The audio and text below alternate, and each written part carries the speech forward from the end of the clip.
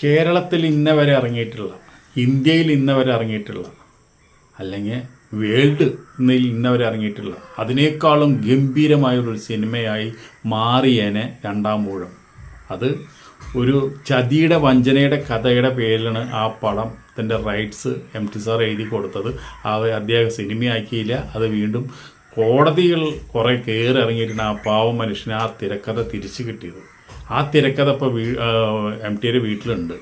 MTയുടെ മകളെന്ന് പറഞ്ഞു കഴിഞ്ഞാൽ ഒരു ഭാഗ്യം ചെയ്ത മകളാണ്. MTയുടെ ഒക്കെ മക്കളായി ജനിക്കുക എന്ന് പറഞ്ഞാൽ അതിലും വലിയൊരു പുണ്യം വേറെ ഏതാണുള്ളത്.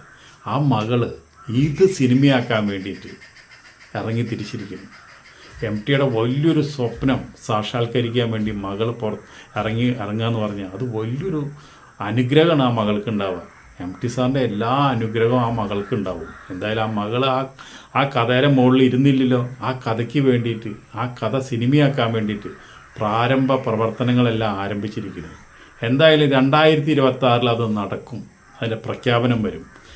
ഈ സിനിമയിൽ ഭീമനായിട്ട് മോഹൻലാലാണ് അഭിനയിക്കണമെന്നാണ് നമ്മൾ ഇതിനു മുമ്പ് പറഞ്ഞത്. പക്ഷേ ഇനിയിപ്പോൾ ഈ ഭീമനായിട്ട് ഇതൊരു ഗ്ലോബൽ ഫിലിമായിട്ടാണ് അവർ ഉദ്ദേശിക്കുന്നത്. ഒരു ഗ്ലോബൽ ഫിലിം ആകുമ്പോൾ ഇനി ഈ ഭീമൻ്റെ റോളിലേക്ക് മോഹൻലാൽ വരുമോ എന്ന് ഒരു സംശയമുണ്ട്. ചിലപ്പോൾ പലതും മാറാം. മോഹൻലാൽ വരില്ല, വേറെ പല ചേഞ്ചുകൾ ഇതിൽ സംഭവിക്കാം. ഒന്നും ഇവർ പ്രഖ്യാപിച്ചിട്ടില്ല. കാരണം എന്താ വെച്ചാൽ ആരാ സംവിധായകൻ എന്ന് പ്രഖ്യാപിച്ചിട്ടില്ല, ആരാ നടനെന്ന് പ്രഖ്യാപിച്ചിട്ടില്ല. എന്തായാലും ഒരു കാര്യം ഉറപ്പാണ്, MTയുടെ മനസ്സിൽ ഭീമൻ എന്ന് പറഞ്ഞാൽ അത് മോഹൻലാലാണ്.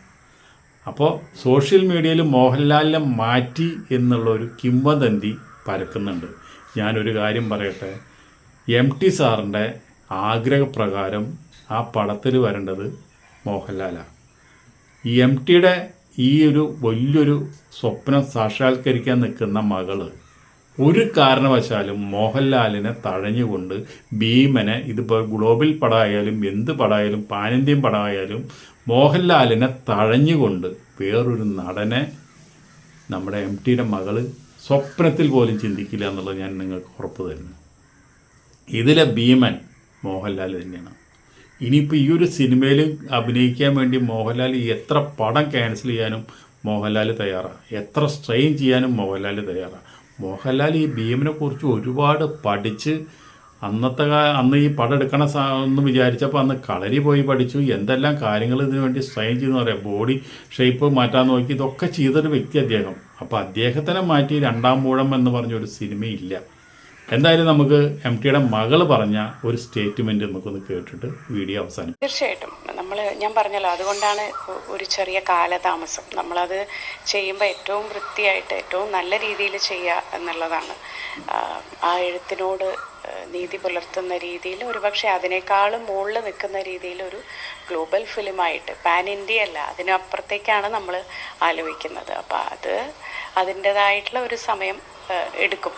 വലിയൊരു സിനിമയാണ്. അപ്പോൾ അതുകൊണ്ടാണ് തീർച്ചയായിട്ടും ആളുകളുടെ പ്രതീക്ഷയ്ക്ക് ഒത്ത്, അല്ലെങ്കിൽ ഒരു പക്ഷേ അതിനേക്കാളും മുകളിൽ നിൽക്കുന്ന ഒരു സിനിമയായിട്ട് തന്നെയാണത് പ്ലാൻ ചെയ്യുന്നത്. തന്നെ നമ്മൾ കണ്ണിൽ എണ്ണ ഒഴിച്ച് കാത്തിരിക്കുന്നു രണ്ടാം ഊഴത്തിലെ ഭീമന് വേണ്ടിയുള്ള കാത്തിരിപ്പ്.